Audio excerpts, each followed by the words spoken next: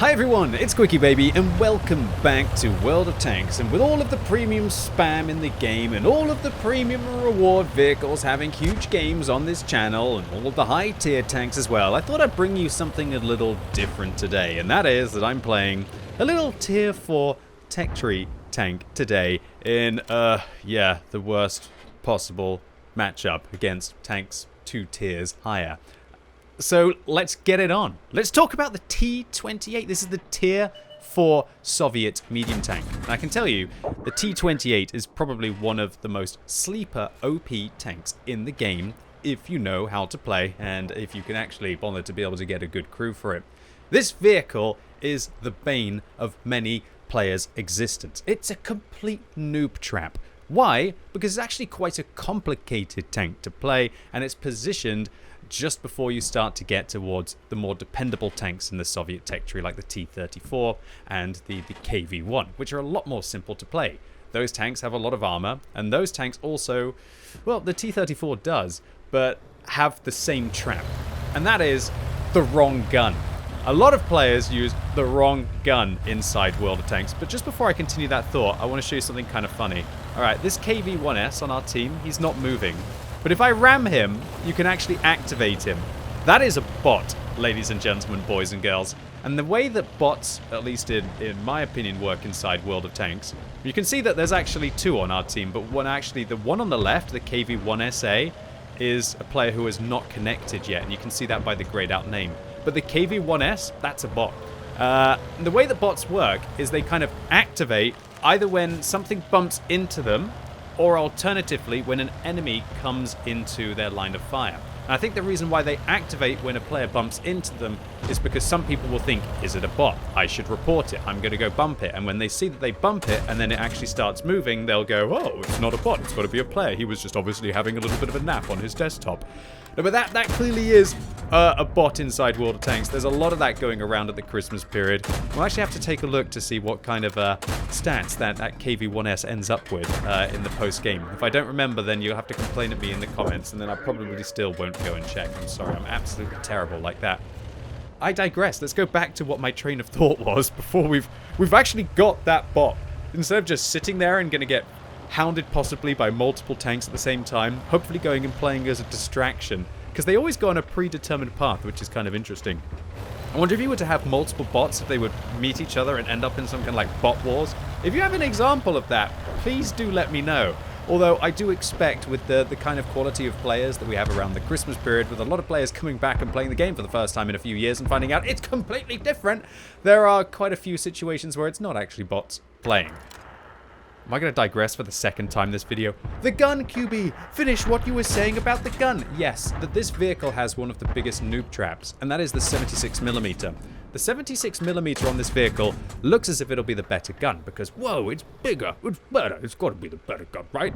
But no, it's a horrendous pick on this vehicle. If you take the 76mm on this vehicle, you lose a whole load of DPM, pretty much a third of the DPM of the vehicle.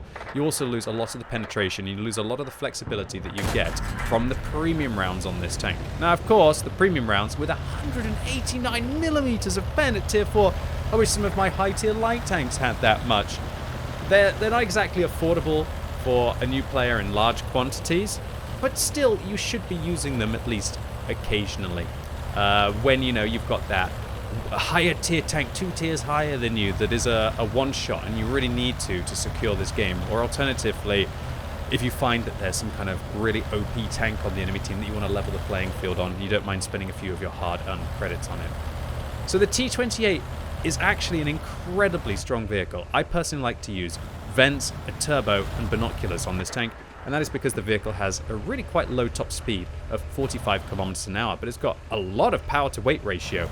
30 power to weight ratio. So this tank doesn't need the turbo from a perspective of increasing its power to weight. This tank needs a turbo from the perspective of increasing its top speed so it can actually make use of that awesome engine power. Hard to believe that this thing has that kind of engine power. It's got the same kind of engine power as a rocket boosting BZ-176. So ladies and gentlemen, boys and girls, never give up in World of Tanks. It doesn't matter if you're a bottom tier tank playing against tier 5s and tier 6s. It doesn't matter if your team team's health bar is pretty much a third of what the enemy's is. We're down by 3,000 hit points and 9 tanks in this game. But we're going to give it our best shot anyway. We are completely surrounded here. It's myself, an SU-100Y called Kraz-1, a Skoda T25 called Phoenix, and a VK3001D called Kurt Hero Crispel. And this is where, you know, you're the bottom tier tank, but I've probably got just as good, if not more DPM than them. And so if I take my chances and use this absolutely glorious gun, we should be good. Now, full disclosure, I'm pretty much going to fire only gold for the entirety of the rest of this game, because I'm shooting at tier 6 tanks. And in a game that's this close, where you're down now by 8 vehicles and still multiple thousands of hit points, you can't really afford to not penetrate these shells. And against turret armor like this, on a premium tank that's 2 tiers higher than me, or actually I should say a reward vehicle that's 2 tiers higher than me, I think I can be forgiven for a little bit of gold spam here.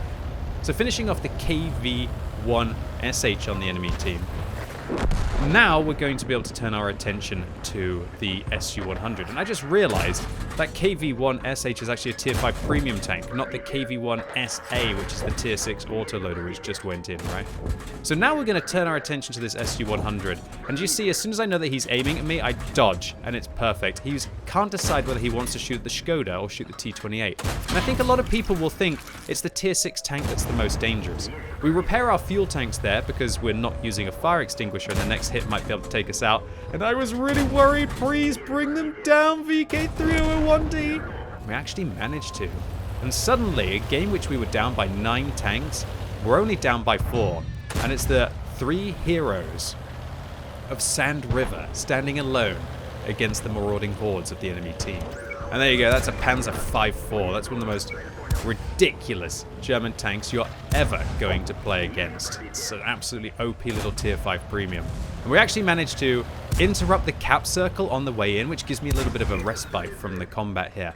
Now in a little bit of a situation where I've got a tier 5 French tank destroyer above me, M10 RBFM, we're going to have to finish them off here before we can turn our attention back towards the cap circle. We're still down by 3 tanks, and the 3 heroes on our team now only have 479 hit points between us. I can't really deal with that Skoda T40 right now. I'm going to have to leave that in the hands of the 2 tier 6s, but what I can do is interrupt the cap circle. And sometimes when you're in your bottom tier tanks, it's about doing kind of like the dirty work. Right now I can't risk losing any more hit points, and this thing's got an auto, well, not an autoloader, it's got a high alpha damage gun that will be able to take me out irrelevant of what gun it's using. But luckily, if I jam the back of their tank between their reloads, I can actually find their fuel tanks and I can set the KV-85 on fire. And just like that, the tier 4 Soviet medium tank manages to vanquish a vehicle, the KV-85, that has 122 alpha. Oh, I am lucky that the shell gets absorbed there from the T6 medium, my opposite number on the enemy team. And hopefully, we are going to be able to now think, should I shoot through the buildings or should I just go for them? Oh, baby, let's go. And I think you can see what I was also planning in this situation. That's right. Let's unite the 3 kings at this holiday season. And if we manage to pick up this final kill, that will mean that we got 14 kills between our newly formed platoon.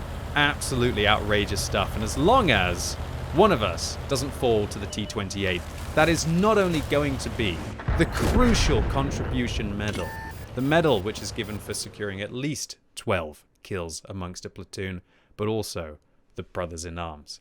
And just look at this graveyard that we've created all around this hill, which was our final stand. And if this doesn't show to you, boys and girls, that you can be in a bottom tier tech tree tank in what's looking like the most ill-fated situation ever, but you should still never give up, play to your tank's strengths, take a few risks, use those strengths, aka this vehicle's raw DPM, set your vehicle up correctly, and then also get a little bit of help from your friends.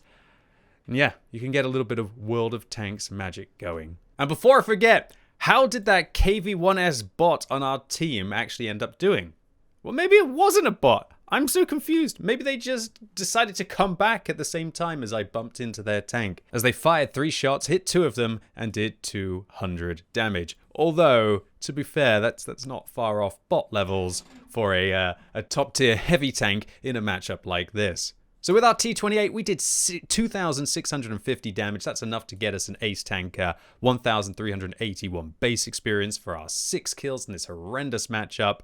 And our friends, Phoenix and Kurt Hero Knispel, also managed to pick up 4 kills apiece. So as I said, that's brothers in arms for the 3 kills apiece and a crucial contribution for the 12 between us. And we also got a Nichols medal. This is a very unusual one to get, where you destroy 4 vehicles on the enemy team that are at least 1 tier higher than your tank. We also got a Defender's medal for protecting the cap circle, over 100 base defense points, and a high caliber.